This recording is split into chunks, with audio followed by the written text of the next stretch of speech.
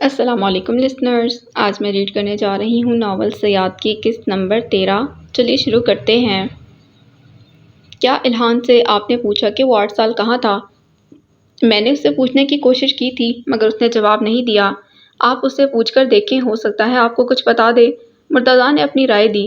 اس موضوع پر میری اس سے بات ہو چکی ہے۔ کیا اس نے آپ کو کچھ بتایا ہے؟ الہان کی پہلی میموری ایک اندھیری کوٹری نما کمرے کی ہے۔ اس کا کہنا ہے کہ اس نے وہاں بہت سے دن گزارے تھے، پھر اسے بیڑیاں ڈال کر دوسرے جیل نما کمرے میں منتقل کیا گیا تھا۔ اسی کمرے میں اس کی ملاقات اپنی آنی یعنی آنیہ سے ہوئی تھی۔ باقی سارا وقت وہ اور آنیہ اکٹھے رہے تھے۔ کچھ دن پہلے ٹاک تھیریپی کے دوران الہان سے ہونے والی باتیں دہراتے ہوئے امرین فاروقی ایک لمحے کے لیے رکی، پھر پرسوچ انداز میں بولی، جو وقت اس نے بند کمرے میں اکیلے رہ کر گزارا ہے، اسی دوران اس کے اندر اس بیماری نے جنم لیا تھا۔ پھر جب وہ آنیہ سے ملا تو اس کے رویے کا غیر معمولی پن آنیہ محسوس کر گئی تھی، اس لیے اس نے حتی الامکان الہان کو اس فیز سے نکالنے کی کوشش کی تھی۔ پچھلی ٹاک تھیوری کے دوران الہان نے بتایا تھا کہ آنیہ نے اسے ڈکشنری کی مدد سے احساسات کی پہچان کروائی تھی۔ حالات کے مطابق خوشی یا دکھی ہونا سکھایا تھا۔ اپنے احساسات اور جذبات کا اظہار کرنے میں آنیہ اس کی مدد کیا کرتی تھی۔ اس نے اسے اپنی بیماری سے لڑنا سکھایا اور ساتھ ہی اس نے اسے اپنے ساتھ کا یقین بھی دلایا تھا۔ آنیہ کی صحبت میں الہان بہت حد تک نارمل ہوتا جا رہا تھا۔ اپنے گرد آنیہ کی موجودگی اسے بے آرام نہیں کرتی تھی۔ آنیہ اس کی زندگی کا پہلا رشتہ تھی جس سے وہ مانوس ہوا تھا۔ آنیہ وہ ذریعہ تھی جس کے باعث وہ اس دنیا سے دوبارہ جڑا تھا، اور اس کے جانے کے بعد الہان کا دنیا سے تعلق پھر سے ٹوٹ گیا ہے۔ آنیہ کی غیر موجودگی کے باعث وہ واپس اسی فیز میں چلا گیا ہے جس میں وہ اس سے ملنے سے پہلے تھا۔ انہوں نے بڑے صاف لفظوں میں الہان کی نفسیاتی کنڈیشن مرتضیٰ کے سامنے رکھی۔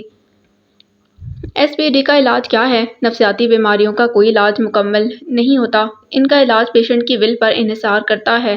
مریض میں نارمل ہونے کی جتنی تمنا ہوگی، اتنی ہی جلدی وہ اپنی بیماری پر قابو پائے گا۔ خیر، نفسیاتی طور پر بیمار لوگ بظاہر نارمل ہی ہوتے ہیں، مگر اندر ہی اندر یہ ذہنی بیماریاں انہیں دیمک کی طرح کھاتی رہتی ہیں۔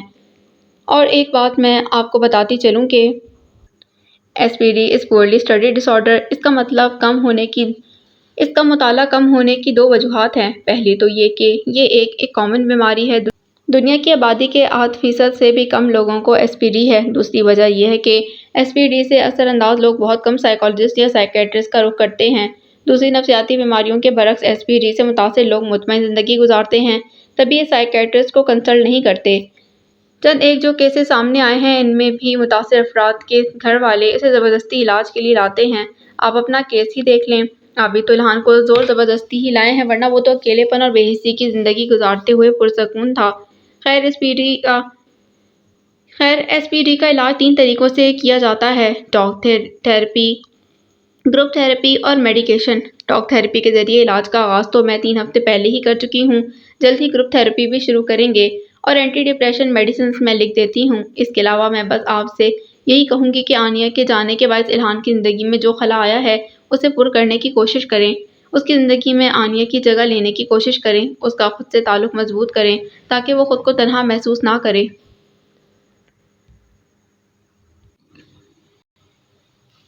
اسے اپنے احساسات سمجھنے اور ان کا اظہار کرنے کا موقع دیں۔ اسے سکھائیں کہ حالات کے مطابق رسپانس کیسے دیتے ہیں۔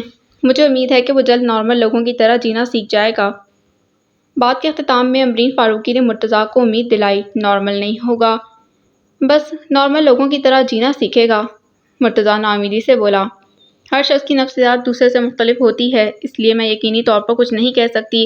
ہو سکتا ہے اس کی ساری زندگی یوں ہی گزر جائے۔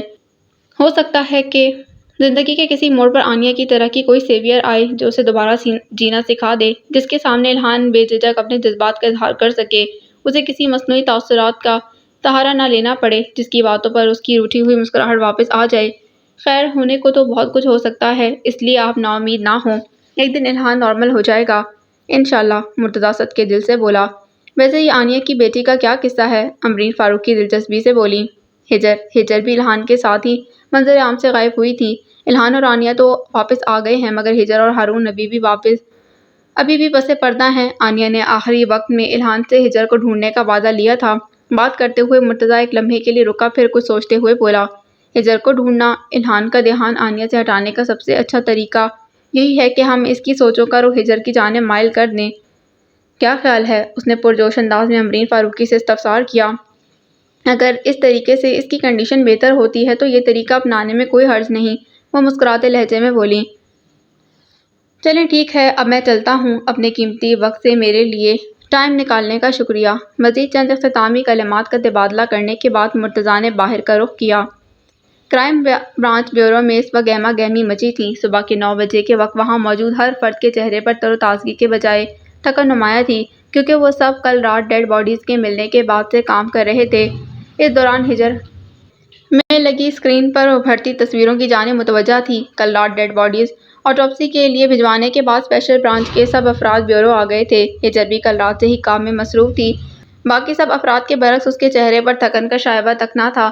شاید وہ مختلف کیسز کے دوران یوں ہی بے وقت کام کرنے کی عادی تھی، تبھی تو کل کے مصروف دن کے بعد ساری رات جاگ کر گزارنے کے باوجود بھی وہ فریش تھی۔ گزری رات میں وہ 10 کافی کے کپ پی چکی تھی اور 11واں کپ ہاتھ میں لیے اس وقت وہ فورینسک ٹیم کی لی گئی ڈیڈ باڈیز کی تصویروں کو ہر زاویے سے دیکھ رہی تھی۔ الہان اسے کافی کی زیادہ مقدار پینے سے روکنا چاہتا تھا، مگر وہ اسے کچھ کہنے کا اختیار نہیں رکھتا تھا۔ تبھی اس کی آفس میں لگی گلاس ونڈو سے خاموشی سے اسے یہ زہر اپنے اندر انڈیلتے دیکھ رہا تھا۔ ہجر اس کی ذات اور اس کی نظروں سے لاپرواہ کیس کے ہر نکتے کو مد نظر رکھتے ہوئے جوڑ توڑ کرنے میں مصروف تھی۔ کافی کا کپ ختم ہوتے ہی اس کی سوچوں کو بریک لگا۔ چہرے پر بیزاری لیے وہ آفس کے دروازے کی جانب بڑھی۔ دروازہ کھولتے ہی سب سے پہلے اس کی نگاہ الہان سے ٹکرائی، جو اس کے آفس سے بالکل سامنے بنے وزٹنگ ایریا میں کرسی کے پشت سے ٹیک لگائے بیٹھا تھا۔ اسے مکمل طور پر نظر انداز کرتے ہوئے ہجر نے آفس بوائے کی تلاش میں نظریں دوڑائیں۔ کرائم اینالسٹ حاجرہ کے کیبن کے قریب کھڑے آفس بوائے کو کافی کا آرڈر دینے کے بعد وہ دوبارہ آفس میں آ گئی۔ اسے آئے 1 منٹ ہی ہوا تھا جب دروازہ ناک ہوا۔ کم ان، دروازے کی جانب رخ کیے بغیر وہ بولی۔ لمحے بعد الہان دروازہ دھکیلتے اندر داخل ہوا۔ میں بہت دیر سے آپ کو ان تصویروں کی جانب متوجہ دیکھ رہا ہوں۔ ان ڈیڈ باڈیز کی تصویروں میں ایسا کیا چھپا ہے جسے آپ مسلسل تلاش کر رہی ہیں؟ ذہن میں ابھرتے سوال کو الفاظ کا روپ دیتے ہوئے اس نے کل رات کی جھڑپ کے بعد ان دونوں کے درمیان حائل خاموشی کو توڑا۔ مجرم کی انٹرنل ڈیزائر اپیل، اس کا ایم، وہ کیا چاہتا ہے؟ کس چیز نے اسے قتل کرنے پر ابھارا؟ یہ سب ان ڈیڈ باڈی سے جھلک رہا ہے۔ بغیر اس کی جانب رخ کیے ہجر بولی۔ اس کی بات پر الہان کو تعجب ہوا۔ وہ وہیں دروازے کے قریب کھڑا تھا۔ آفس بوائے کافی کا کپ تھامے اندر داخل ہوا۔ میم، کافی؟ وہ لڑکا بھی اتنا ہی کہہ پایا تھا جب الہان نے اس کے ہاتھ سے کافی کا کپ لے لیا۔ کافی کے لیے بہت شکریہ۔ اس وقت کافی کی شدید طلب ہو رہی تھی۔ اسے واپس جانے کا اشارہ کر کے وہ مزے سے کافی کے گھونٹ بھرنے لگا۔ ہجر جو آفس بوائے کی آواز پر کافی لینے کے لیے مڑی تھی، اس کی کارروائی دیکھ کر رہ گئی۔ یہ میری کافی تھی۔ وہ خود کو یہ کہنے سے روک نہ پائی۔ آپ پہلے ہی حد سے زیادہ کافی پی چکی ہیں، اور نہ ہی پئیں تو اچھا ہے۔ ایک انسان کے لیے روزانہ کی 400 ml کیفین سیف ہوتی ہے۔ اس لمٹ سے زیادہ کافی پینا مضر ہے۔ 400 ml تقریباً 3 سے 4 کپ بنتے ہیں، جبکہ آپ رات سے 10 کپ پی چکی ہیں۔ اس نے اسے کافی پینے سے باز رکھنا چاہا۔ میرے کافی پینے یا نہ پینے سے آپ کا کوئی تعلق نہیں ہے، دھیمے مگر سخت لہجے میں ہجر بولی۔ میں تو انسانیت کے ناطے آپ کو روک رہا تھا، ورنہ مجھے کیا پرواہ، میری طرف سے جتنی مرضی پئیں۔ اس نے خود کو لاپرواہ ظاہر کیا۔ اس نے اپنی بات کہی ہی تھی جب کرائم اینالسٹ حاجرہ نوک کر کے اندر داخل ہوئی۔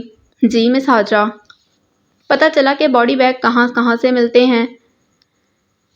مس حاجرہ کے اندر آتے ہی ہجر نے سوال کیا۔ اسلام آباد میں باڈی بیگ بنانے کی کوئی فیکٹری نہیں ہے۔ سرجیکل کے کچھ دکاندار دوسرے شہروں سے باڈی بیگ لا کر یہاں بیچتے ہیں۔ جن دکانوں پر باڈی بیگ دستیاب ہیں، ان سب کے ایڈریس نکال لیے ہیں میں نے، حاجرہ نے تفصیل بتائی۔ آفیسر نعمان اور آفیسر بلال کو سرجیکل مارکیٹ بھیجیں۔ میم، گواہ کا بیان سننے کے بعد آپ نے کہا تھا کہ اسلام آباد میں موجود پرانے ماڈل کی آلٹو گاڑی کا پتہ کروں۔ میں پچھلے 2 دن سے سرچ کر رہی ہوں، مگر پرانے ماڈل کی کوئی بھی گاڑی نہیں ملی۔ سب سے پرانی گاڑی بھی 2001 ماڈل کی ہے۔ ہو سکتا ہے کہ انصب کسی دوسرے شہر سے وہ گاڑی لایا ہو، ہجر نے دوسرا پہلو واضح کیا۔ نہیں میم، پچھلے 1 ہفتے میں کوئی بھی پرانی آلٹو گاڑی اسلام آباد کی حدود میں داخل نہیں ہوئی، وہ پریقین انداز میں بولی۔ اس کا مطلب میرا شک صحیح نکلا، ہجر پرسوچ انداز میں بولی۔ کیسا شک؟ اب کی بار سوال الہان نے کیا۔ یہی کہ امجد نامی گواہ غلط بیانی کر رہا ہے۔ اس کے چہرے پر سوچوں کا جال تھا۔ آپ کو کیسے پتا؟ اگر آپ امجد کا بیان غور سے سنتے تو آپ کو محسوس ہوتا کہ وہ بہت اعتماد سے بات کر رہا تھا، یوں جیسے وہ کوئی رٹا رٹایا جواب دے رہا ہو۔ عام طور پر کسی حادثے کے بعد کوئی گواہ سامنے آتا ہے تو وہ بہت گھبرایا ہوا ہوتا ہے، ذہن پر زور ڈال کر سوچ کر پولیس کے سوالوں کے جواب دیتا ہے، مگر امجد کا انداز اس کے برعکس تھا۔ صرف یہی نہیں، اس کا کہنا تھا کہ ہڑبڑاہٹ میں وہ گاڑی کا نمبر بھی دیکھ نہیں پایا، مگر گاڑی کا ماڈل اسے یاد ہے۔ کسی بھی شخص کو اتنی عقل تو ہوتی ہی ہے کہ ایسی صورتحال میں وہ گاڑی کا نمبر نوٹ کرے۔ چلو مان لیتے ہیں کہ وہ صورتحال دیکھ کر بوکھلا گیا تھا، مگر اس بوکھلاہٹ میں گاڑی کا ماڈل دیکھنا یاد رہا مگر نمبر نہیں۔ بات کے اختتام میں وہ طنزاً مسکرائی۔ مگر اس نے غلط بیانی کیوں کی؟ الہان نے استفسار کیا۔ ہمیں گمراہ کرنے کے لیے۔ امجد کی بتائی گاڑی کا ماڈل تلاش کرنے میں مس ہاجرہ نے کتنے گھنٹے لگائے ہیں، مگر ان کا وہ قیمتی وقت ضائع ہو گیا کیونکہ اغوا کار نے وہ گاڑی استعمال ہی نہیں کی تھی جو امجد نے ہمیں بتائی تھی۔ کرسی کی بوسے ٹیک لگا کر پرسکون انداز میں بیٹھتے وہ بولی، میم اب کیا کرنا ہے؟ ہاجرہ کے چہرے پر پریشانی رقم تھی کیونکہ امجد اس کیس کا واحد گواہ تھا اور ان کے نزدیک اغوا کار تک پہنچنے کا واحد ذریعہ بھی۔ امجد نے ہمیں گمراہ کیا ہے تو صحیح راہ بھی وہی دکھائے گا، وہ پر اعتماد انداز میں بولی۔ وہ کیسے؟ ہاجرہ ناسمجھی سے اس کی جانب دیکھتے بولی، ویسے تو مجھے پورا یقین ہے کہ امجد اب تک روپوش ہو گیا ہوگا، مگر پھر بھی آپ آفیسر رضا حمید سے کہیں اس کے دیے گئے ایڈریس پر جائیں، اگر وہ وہاں ملتا ہے تو اسے بیورو لے آئیں، اگر نہیں تو پھر وہاں کے مقامی لوگوں سے اس کے متعلق تفتیش کریں۔ وہ پروفیشنل انداز میں بول رہی تھی۔ ٹھیک ہے میم، ہاجرہ اتنا کہہ کر مڑی جب ہجر کا فون رنگ کیا۔ فون پر ابھرنے والا نمبر آفیسر سعد کا تھا۔ جی آفیسر سعد، پوسٹ مارٹم ہو گیا؟ فون کان سے لگاتے ہی اس نے دریافت کیا۔ جی میم ہو گیا ہے، یہی کہنے کے لیے فون کیا تھا۔ آپ آ جائیں، میڈیکل ایگزامینر ساری صورتحال بتا دیں گے آپ کو، آفیسر سعد مؤدب انداز میں بولے۔ ٹھیک ہے میں آ رہی ہوں۔ اس نے فون بند کیا اور دروازے کی جانب بڑھی۔ الہان نے بھی اس کی تقلید کی۔ آپ میرے ساتھ جا رہے ہیں؟ اسے ساتھ چلتے دیکھ کر ہجر نے سوال کیا۔ نہیں، آپ میرے ساتھ جا رہی ہیں، آنکھوں پر شیڈ لگاتے ہوئے اس نے جواب دیا۔ مطلب تو ایک ہی ہوا نا؟ ویسے آپ کا میرے ساتھ جانا بنتا بھی ہے، آخر آپ میرے اسسٹنٹ ہیں۔ وہ جلانے والی مسکراہٹ چہرے پر سجا کر بولی۔ میرا خیال ہے کہ ٹرانسلیٹر کہنا بہتر ہوگا ہجر۔ ہجر کی سوچ کے برعکس اس نے پرسکون انداز میں جواب دیا۔ اس کا طرز مخاطب دیکھ کر تیزی سے چلتے ہجر کے قدموں کو بریک لگا۔ کیا ہوا؟ اسے رکتے دیکھ کر الہان نے دریافت کیا۔ کیا میں آپ کی بچپن کی دوست ہوں؟ بھوچکاتے ہجر نے سوال کیا۔ نہیں، اس کے غیر متوقع سوال پر الہان نے تعجب سے جواب دیا۔ تو پھر آپ مجھے ہجر کہہ کر مخاطب کیوں کر رہے ہیں؟ بازو سینے پر باندھتے اس نے استفسار کیا۔ کیا آپ کے دوست صرف آپ کو ہجر کہتے ہیں؟ الہان نے الٹا اس سے سوال کیا۔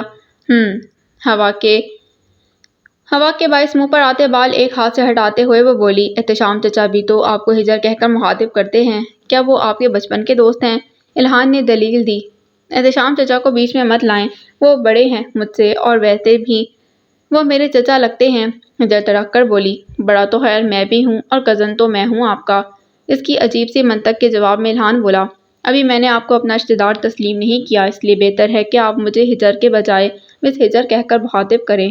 تیکھے چتونوں سے اسے دیکھتے ہوئے ہجر نے تاکید کی، آپ تسلیم کریں نہ کریں، مگر ہیں تو آپ میری پھپھو ذات، اور میں اپنی پھپھو ذات کو مس کہہ کر مخاطب ہرگز نہیں کر سکتا۔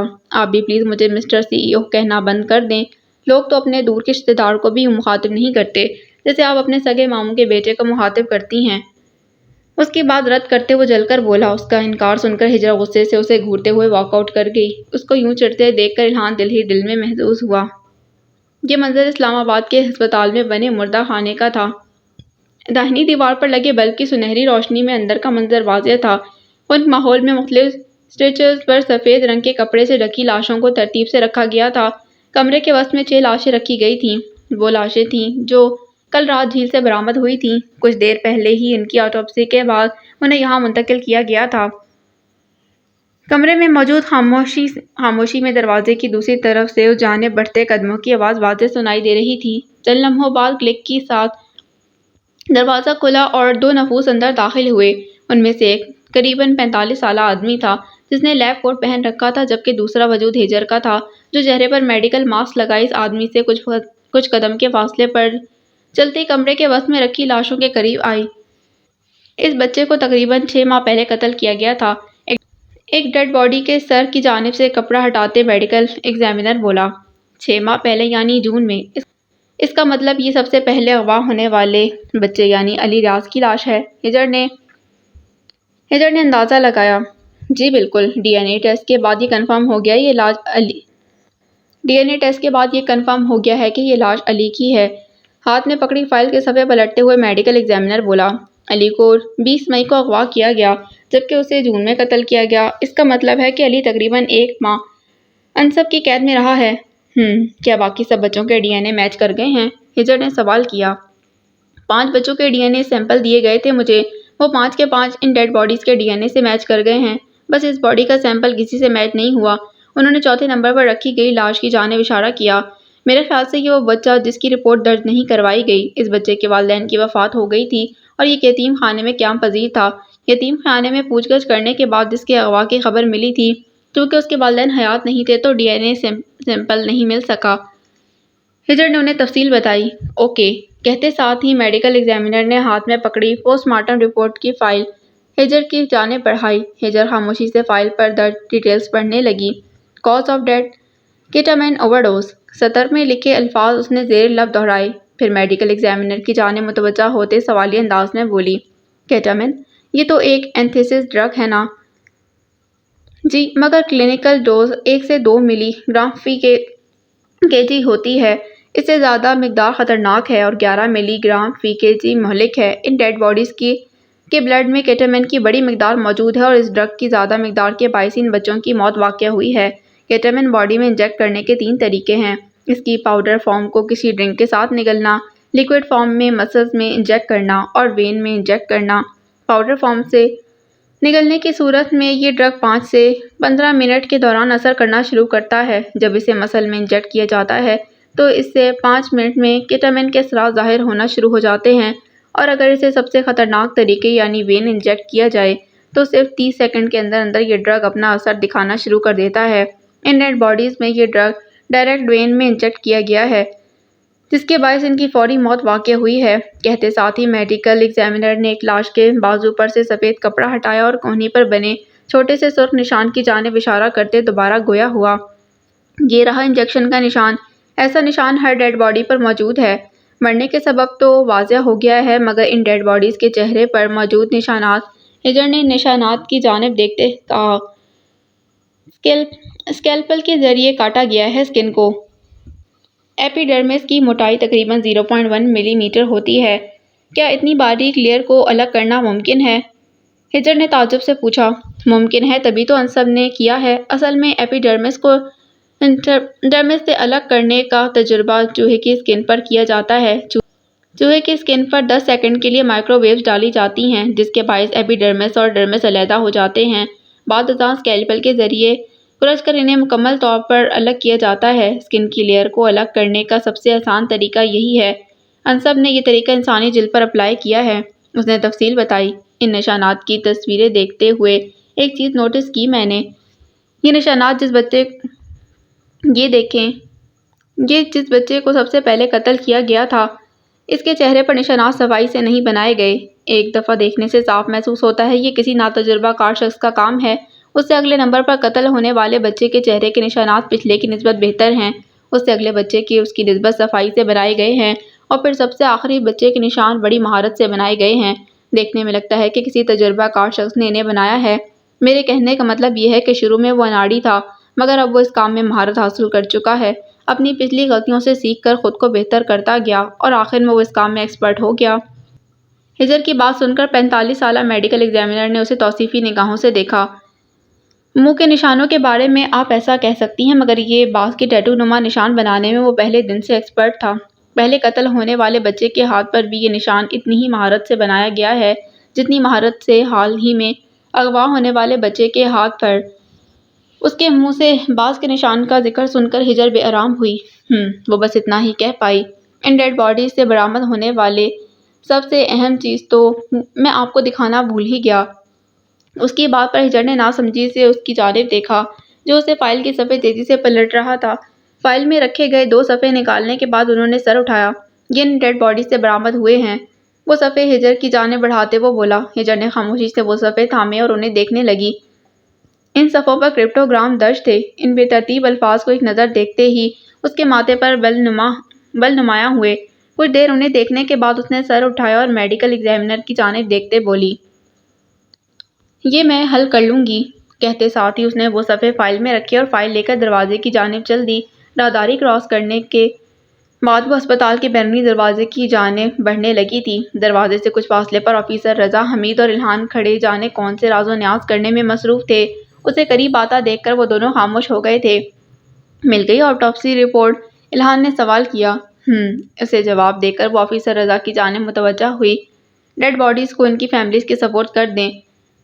ٹھیک ہے میم، مؤدب انداز میں کہنے کے بعد آفیسر رضا وہاں سے چلے گئے۔ آپ کو کرپٹوگرام سالو کرنے آتے ہیں نا؟ اب کی بار وہ الہان سے مخاطب تھی۔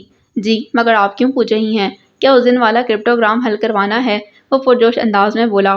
نہیں، وہ والا میں خود کر لوں گی۔ آپ یہ انصب کے دیے گئے کرپٹوگرام جلدی سے حل کر دیں۔ اس نے فائل میں سے 2 صفحے نکال کر الہان کی جانب بڑھائے۔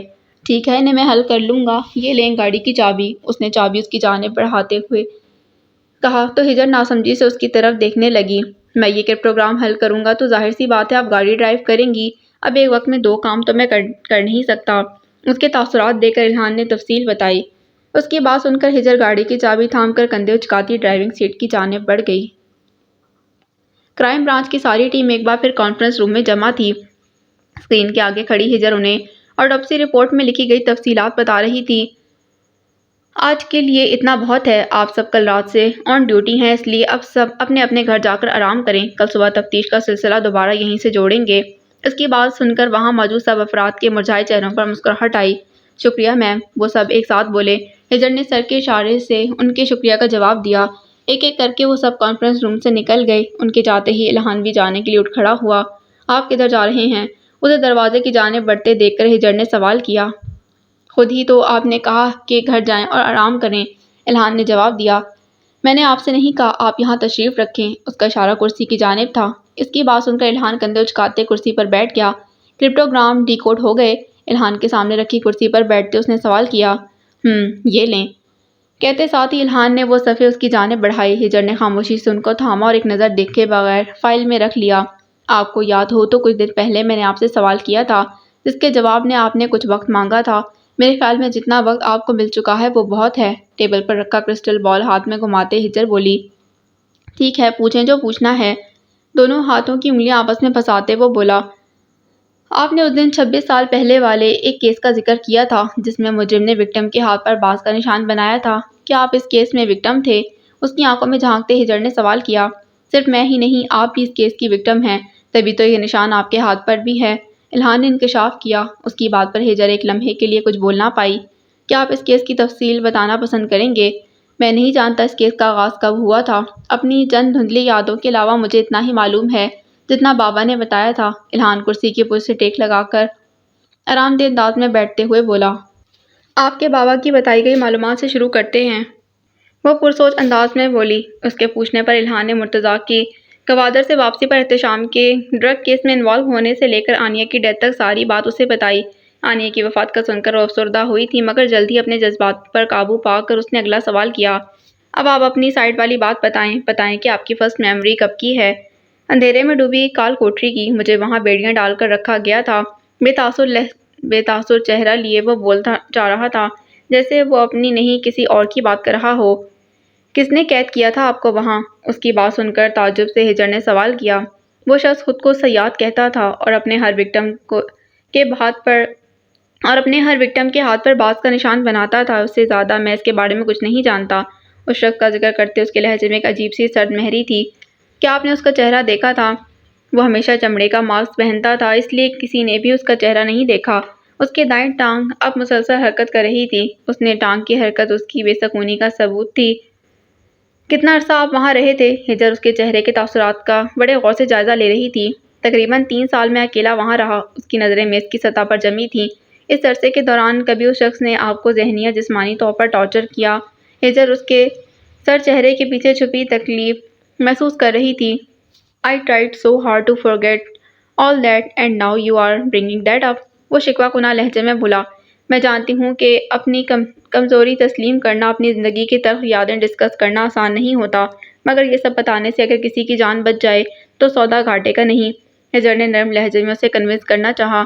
وہ شخص سائیکوپیتھ تھا، اپنے اندر کی فرسٹریشن وہ دوسروں پر نکالتا تھا۔ وہ مجھے اپنی طرح بنانا چاہتا تھا، اس لیے وہ مجھے ڈارک سٹوریز پڑھنے کے لیے دیتا تھا۔ جسمانی تشدد کے علاوہ وہ مجھے ذہنی طور پر بیمار کرنا چاہتا تھا۔ یہ اس کی ذات کا وہ حصہ تھا جس کے متعلق عانیہ کے علاوہ کوئی نہیں جانتا تھا۔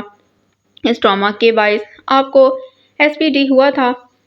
اس کے منہ سے SPD کے متعلق سن کر الہان کو شوق لگا۔ آپ کو کیسے معلوم ہوا؟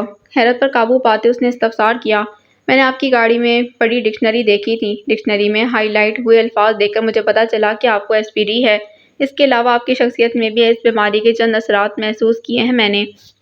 اس کی بات سن کر الہان کو شدت سے احساس ہوا کہ اس کے لیے ہجر سے کوئی بات چھپانا بہت مشکل ہے۔ اس کے سامنے بیٹھی لڑکی واقعی دوسرے کی ذات کے اندر جھانکنا جانتی ہے۔ وہ بڑی آسانی سے اس کا وہ راز پا گئی تھی جسے وہ سب کی نظروں سے چھپاتا آیا تھا۔ اس کے دوست جو 10 سال سے اس کے ساتھ قیام پذیر تھے، آج تک انہیں بھی اس کی سرد مہری کے پیچھے چھپی وجہ معلوم نہ ہو سکی تھی اور وہ چند ملاقاتوں میں ہی جان گئی تھی۔ مجھے SPD ہے نہیں تھا، الہان نے تصحیح کرنا ضروری سمجھا۔ مجھے معلوم ہے کہ آپ SPD پر قابو پا چکے ہیں۔ میرا یہ سوال کیس سے جڑا تو نہیں، مگر پھر بھی میں جاننا چاہتی ہوں کہ آپ نے اس بیماری کو زیر کیسے کیا۔ میں نے نفسیاتی بیماریوں سے متاثر لوگ دیکھے ہیں اور ایسے لوگ کبھی نارمل زندگی نہیں گزار پاتے، مگر آپ غیر معمولی طور پر ایک نارمل زندگی گزار رہے ہیں۔ چند ایک باتوں کے علاوہ آپ کا رویہ بالکل عام لوگوں جیسا ہے۔ اگر میں سائیکالوجسٹ نہ ہوتی تو شاید ساری زندگی یہ جان نہ پاتی کہ آپ کو SPD تھا۔ میں واقعی وہ وجہ جاننا چاہتی ہوں جس نے آپ کو کیور کیا ہے، ہجر نے دلچسپی سے سوال کیا۔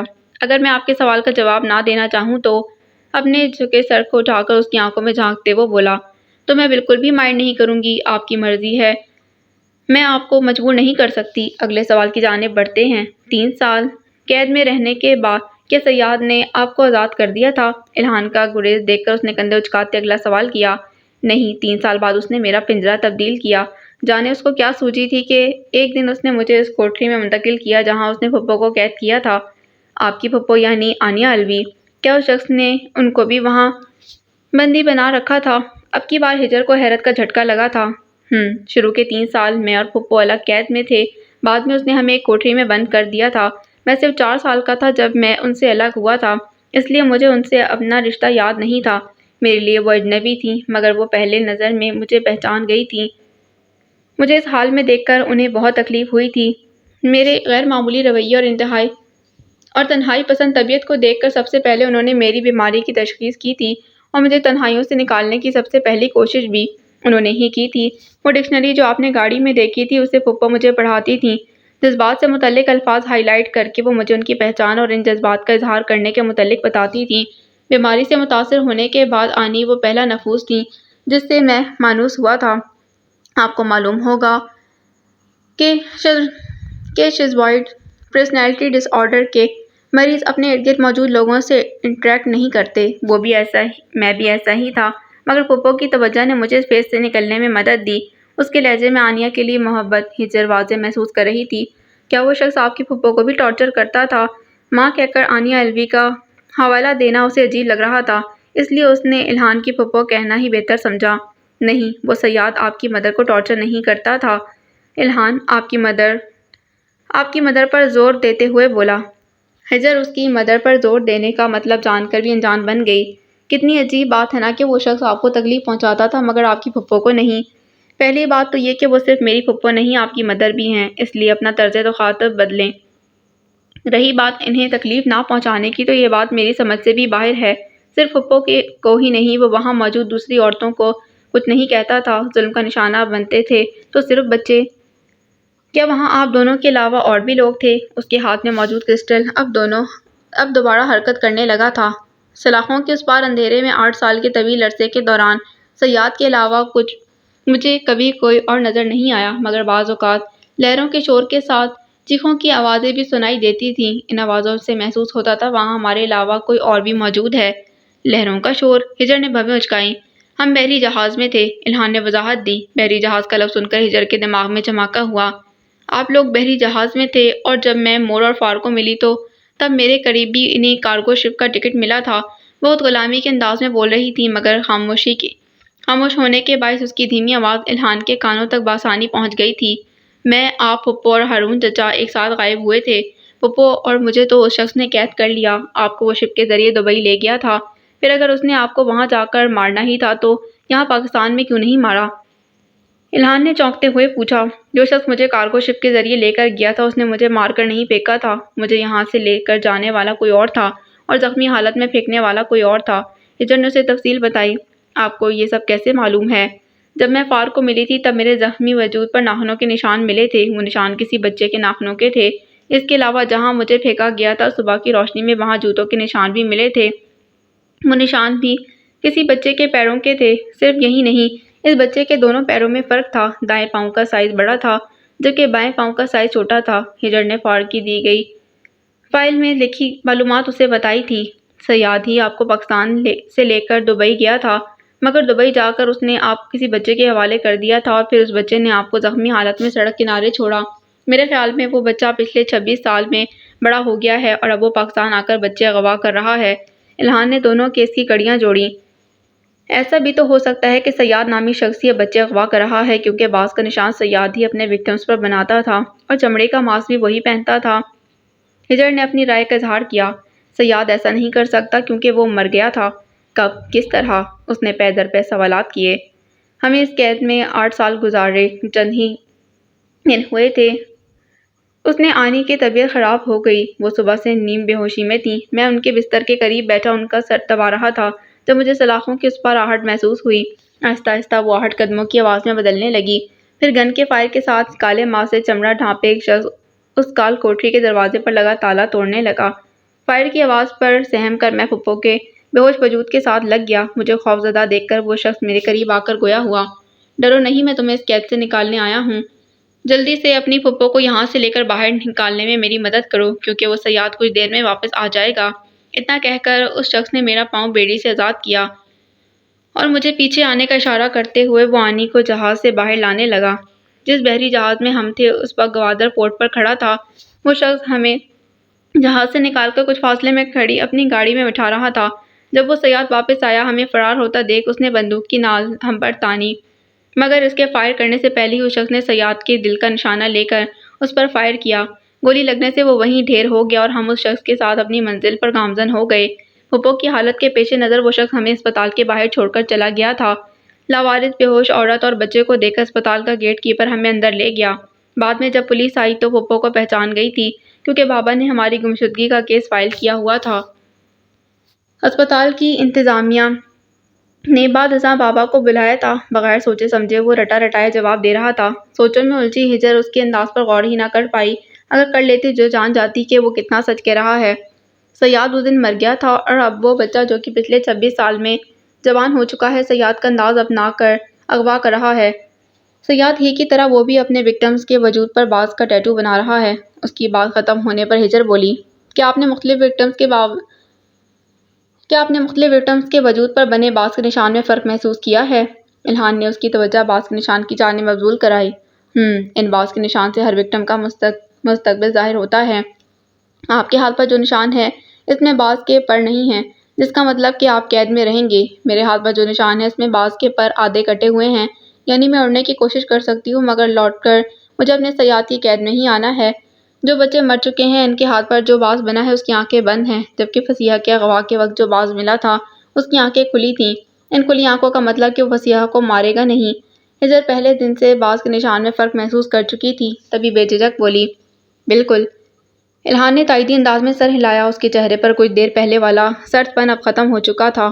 مگر ایک بات میری سمجھ نہیں آ رہی کہ سیاد نے ہماری گاڑی پر کیوں حملہ کیا تھا؟ آپ کے بابا کی گاڑی بھی تو اسی ہائی وے پر سے گزری تھی، پھر اس نے آپ کے بابا کی گاڑی پر فائرنگ کیوں نہیں کی؟ ہماری گاڑی پر ہی فائر کیوں کیا؟ کیا آپ کے ہارون چچا کی دشمنی تھی کسی کے ساتھ؟ ہجر نے اس سے استفسار کیا۔ ہارون چچا کی تو کسی سے دشمنی نہیں تھی، مگر کیا؟ وہ بے چینی سے بولی، مگر کار ایکسیڈنٹ سے کچھ سال پہلے پھپھو دادا جان کے ساتھ گوادر گئی تھیں اور تب ساحل سمندر پر ان کا ایک عجیب سے شخص سے ٹکراؤ ہوا تھا۔ اس شخص کی سرد آنکھوں اور چہرے پر چھائی بے حسی کی وجہ سے پھپھو سے خوفزدہ ہو گئی تھیں۔ اس سفر کے دوران ہی دادا جان کی طبیعت خراب ہوئی تھی اور ایمرجنسی میں انہیں واپس آنا پڑا۔ ان دو برے واقعات کے باعث اگلے چند سال پھپھو نے دوبارہ گوادر کا رخ نہیں کیا۔ 26 سال پہلے وہ گوادر نہ جاتی اگر اللہ یار انکل کے اصرار کے باوجود ہارون چچا انہیں مجبور نہ کرتے۔ پھپھو کو یقین تھا کہ ساحل پر ملنے والا شخص سیاد ہی تھا۔ وہ ماسک پہنتا تھا مگر اس کی آنکھوں کے سرد تاثر سے وہ اسے پہچان گئی تھی۔ ایک لمحے کے لیے وہ رکا، پھر ایک بات ذہن میں آتے دوبارہ گویا ہوا۔ ایک بات اور مجھے یاد نہیں، مگر پھپھو نے بتایا تھا کہ میں نے اللہ یار انکل کی حویلی کی بیک یارڈ میں سیاد کو دیکھا تھا۔ اللہ یار انکل کے کہنے پر میں ان کے بیٹے کے ساتھ وہاں کھیل رہا تھا، جبکہ باقی سب ڈرائنگ روم میں تھے جس کی کھڑکی بیک یارڈ میں کھلتی تھی۔ میں نے سیاد کو کھڑکی سے نظر آتے پھپھو اور ہارون چچا کے عکس کو گھورتے ہوئے دیکھا تھا۔ یہ ساری بات مجھے پھپھو نے بتائی تھی۔ اس نے بات کے اختتام پر آنیہ کا حوالہ دیا۔ سیاد اللہ یار انکل کے گھر میں تھا۔ اس کا مطلب وہ اسے جانتے ہوں گے، یا پھر ایسا بھی ہو سکتا ہے کہ انہوں نے ہی سیاد کو وہاں بلایا ہو۔ وہ دونوں بڑے نامحسوس انداز میں ماضی کی گتھیاں سلجھانے میں ایک دوسرے کی مدد کر رہے تھے۔ میرا نہیں خیال کہ وہ سیاد کے ساتھ ملے ہوں گے۔ وہ بابا اور ہارون چچا کے دوست تھے اور ہمیں ڈھونڈنے میں بھی انہوں نے بابا کی مدد کی تھی۔ الہان نے اسے احساس دلانا چاہا۔ مجھے 100% یقین ہے کہ کہیں نہ کہیں اللہ یار نامی شخص سیاد سے جڑا ہوا ہے۔ اس کا اصرار کر کے ہمیں گوادر بلانا، آپ کو لان میں بھیجنا اور وہاں سیاد کی موجودگی، یہ سب چیزیں اسے مشکوک ظاہر کر رہی ہیں۔ کیا وہ اب تک آپ سے رابطے میں ہیں؟ وہ استفہامیہ انداز میں بولی۔ نہیں، بابا کچھ عرصہ ان سے رابطے میں رہے تھے، مگر جب اللہ یار انکل کو فالج ہوا تو رابطہ ختم ہو گیا۔ الہان نے اسے آگاہ کیا۔ صحیح، اب آگے کیا کرنا ہے؟ الہان نے کیس کے حوالے سے اس کا اگلا قدم جاننا چاہا۔ ایک بات تو یقینی ہے کہ ماضی کے سیاد کا حال کے انصب کے ساتھ کوئی گہرا اور قریبی رشتہ ہے۔ ہمیں ان دونوں کے درمیان موجود تعلق کا پتہ لگانا ہے۔ اس کے علاوہ ہم نے یہ بھی معلوم کرنا ہے کہ اللہ یار کا ان دونوں سے کیا تعلق ہے۔ ہجر نے لائے عمل بتایا۔ کیسے پتہ چلے گا ان تینوں کا آپس میں تعلق؟ الہان دلچسپی سے بولا۔ گوادر جا کر۔ وہ اس کی آنکھوں میں چمک آئی۔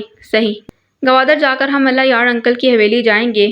وہ پیرالائزڈ ہیں، مگر کوئی تو ہوگا نا ان کی فیملی میں جو ہماری مدد کر سکے۔ ہجر نے مزید تفصیلات بتائیں۔ ویسے آپ نے ایک بات محسوس کی ہے؟ کیا؟ یہی کہ ہم دونوں اگر مل کر کام کریں تو بہت جلد یہ کیس حل ہو سکتا ہے۔ یہ قول تو آپ نے سنا ہی ہوگا، team work make the dream work. میری ذہانت اور آپ کا کرمنالوجی میں تجربہ ایک اچھا کومبو ثابت ہوگا۔ بالکل، اگر آپ چاہیں تو ہم ایک ٹیم کی حیثیت سے کام کر سکتے ہیں، ہجر نے آفر دی۔ وہ کیسے؟ وہ دلچسپی سے بولا۔ آپ میرے سیکرٹری بن جائیں، وہ مزے سے بولی۔ اس کی آفر سن کر الہان تپ اٹھا۔ بہت شکریہ، میں ٹرانسلیٹر کی جاب سے مطمئن ہوں، وہ چبا چبا کر بولا۔ جیسے آپ کی خوشی۔ ہجر ہونٹوں پر ابھرتی مسکراہٹ ضبط کرتے بولی۔ اسے جواب دے کر ہجر نے جو ہی گردن موڑی، اس کی نظر ونڈو سے نظر آتے ڈوبتے سورج کی جانب گئی۔ ماضی کے اوراق پلٹتے وقت گزرنے کا احساس ہی نہ ہوا تھا۔ موبائل اسکرین روشن کر کے 6 بجاتی گھڑی کو دیکھ کر وہ بولی۔ ہم چلیں اب؟ اپنی جگہ سے اٹھتے الہان نے دریافت کیا۔ جی، اس کا جواب سن کر الہان کانفرنس روم سے باہر نکل گیا۔ میز پر سے چند اہم فائل اٹھانے کے بعد ہجر نے بھی اس کی تقلید کی۔ سیاد، باب نمبر 17۔ Life is not about having and getting, it's about being and becoming. Gwadar کے راستے پر گامزن مرسیڈیز بینز میں خاموشی کا راج تھا۔ ڈرائیونگ سیٹ پر بلیک ٹرٹل نیک شرٹ اور گرے کوٹ میں ملبوس الہان براجمان تھا۔ مضبوطی سے اسٹیئرنگ پر ٹکے اس کے دائیں ہاتھ پر کالے رنگ کا بینڈ ہمیشہ کی طرح آج بھی موجود تھا۔ بظاہر وہ ڈرائیونگ کی جانب متوجہ تھا، مگر در حقیقت شیڈز کا سہارا لے کر وہ وقتاً فوقتاً بیک سیٹ پر بیٹھی ہجر کی جانب نگاہ ڈالنا بھی نہیں بھولتا تھا۔ کنکیوں سے فرنٹ مرر سے سر جھکائے ہاتھ میں پکڑے صفحات پر کچھ لکھتی ہجر کی حرکات و سکنات اور تاثرات کا جائزہ لینے کے دوران اس کی دائیں ٹانگ مسلسل حرکت کر رہی تھی۔ اعصابی بے چینی کے دوران ٹانگ ہلانا اس کی عادت تھی۔ اس کی بے چینی کی وجہ ہجر کے ہاتھ میں موجود صفحے پر درج الفاظ تھے۔ وہ الفاظ اسی نے ہی مانسٹر کی حیثیت سے لکھے تھے، مگر اب وہ میسج پڑھ کر ہجر کا ردعمل جاننے کے لیے بے چین تھا۔ وہ دونوں صبح 9 بجے کے قریب اسلام آباد سے گوادر جانے کے لیے روانہ ہوئے تھے۔ سفر کے دوران ہجر نے پیسنجر سیٹ کی نسبت بیک سیٹ پر بیٹھنے کو ترجیح دی تاکہ وہ آرام دہ انداز میں بیٹھ کر چند اہم کام نپٹا سکے۔ ان چند کاموں میں سے ایک مانسٹر کا بھیجا کرپٹوگرام ڈی کوڈ کرنا تھا، جسے پچھلے کچھ دنوں میں مصروفیت کے باعث وہ ڈی کوڈ نہیں کر پا رہی تھی۔ کیس پر کچھ دیر کام کرنے کے بعد وہ پچھلے چند منٹ سے کرپٹوگرام پر سر کھپا رہی تھی۔ گاڑی میں چھائی خاموشی کو الہان کے فون کی کال بیل نے توڑا۔ اسکرین کے انٹرنیشنل نمبر کو دیکھ کر اس نے کان میں لگی بلوٹوتھ ڈیوائس کا بٹن دبا کر فون آن کیا۔ ہیلو، نظریں سڑک پر مرکوز رکھے وہ بولا۔ فون کی آواز کے باعث ہجر کا دھیان بھی اس کی ہی جانب مبذول ہو گیا۔ ہلو، الہان مرتضیٰ، دوسری جانب سے ایک رعبدار مردانہ آواز میں پوچھا گیا۔ جی، آپ کون؟ اس کی گمبھیر آواز گاڑی میں پھیلی۔ میں ایرک پائپر ہوں، دنیا کے آخری کونے ناروے میں اپنے گھر کے لان میں بیٹھے فار نے جواب دیا۔ مور بھی ان کے قریب ہی بیٹھی تھیں اور ان کے اصرار پر ہی انہوں نے الہان کو فون کیا تھا۔ ایرک پائپر، اس نے نام زیر لب دہرایا۔ یہ نام اسے جانا پہچانا لگا تھا، مگر چاہنے کے باوجود بھی اسے یاد نہیں آ رہا تھا۔ اس نے یہ نام کہاں سنا تھا؟ اس کے منہ سے فار کا نام سن کر ہجر حیران ہوئی۔ کیا کہا آپ نے؟ اسے لگا کہ شاید اسے سننے میں غلطی ہوئی ہے، تبھی اس نے دوبارہ کنفرم کرنا چاہا۔ اس کے سوال کا الہان نے کوئی نوٹس نہ لیا تو وہ دونوں سیٹ کے درمیان موجود جگہ سے آگے ہو کر پیسنجر سیٹ پر رکھے اس کے فون پر لکھا نمبر دیکھنے لگی۔ ایک لمحہ لگا تھا اسے فار کا نمبر پہچاننے میں۔ صبح ہی تو اس کی فار اور مور سے بات ہوئی تھی اور اس نے انہیں اپنی فیملی واپس ملنے کے متعلق بتایا تھا۔ کون؟ Eric Piper. الہان نے فون کی دوسری جانب موجود فار سے استفسار کیا۔ اس سے پہلے کہ فار کوئی جواب دیتے، ہجر نے پیسنجر سیٹ سے فون اٹھا کر کال بند کر دی۔ اس کی اس کارروائی پر الہان اچنبھے سے بولا، کال کیوں کاٹی آپ نے؟ اس کے سوال پر ہجر سے فوراً کوئی جواب نہ بن پڑا۔ مجھے فون چاہیے تھا آپ کا، میں نے ایک کال کرنی ہے، مگر میرے فون کی بیٹری نہیں ہے۔ اس نے بامشکل بات بنائی۔ الہان اس کی حرکت پر لب بھیج کر رہ گیا۔ کال کر لیں آپ، خود پر ضبط کرتے وہ بولا۔ شکریہ۔ اتنا کہہ کر وہ یوں پوز کرنے لگی جیسے واقعی کسی کو فون کر رہی ہو۔ فون اس کے ہاتھ میں تھا ہی جب فار کی دوبارہ کال آئی۔ لمحے کی تاخیر کیے بغیر اس نے کال ریسیو کر کے فون کان سے لگایا۔ ہالو فار، وہ نارویجین زبان میں بولی۔ الہان اس کے یوں فون ریسیو کرنے پر اس کا منہ دیکھتا رہ گیا۔ ہجر، آپ؟ فار تعجب سے بولے۔ جی فار، میں مسٹر الہان کے فون پر آپ کا نمبر دیکھا تو سوچا کیوں نہ بات کر لوں۔ اس کے نارویجین زبان میں بولنے کے باعث ایک لفظ بھی الہان کی سمجھ میں نہیں آ رہا تھا۔ اچھا، فار بے دلی سے بولے۔ آپ نے مسٹر الہان کو کسی کام سے فون کیا تھا؟ فون نمبر آپ نے کس سے لیا ان کا؟ ضرور سائمن سے لیا ہوگا، اس نے اندازہ لگایا۔ ہاں، سائمن نے ہی دیا ہے الہان کا نمبر، مجھے کچھ کام تھا الہان سے، تبھی میں نے سائمن سے اس کا نمبر لیا ہے۔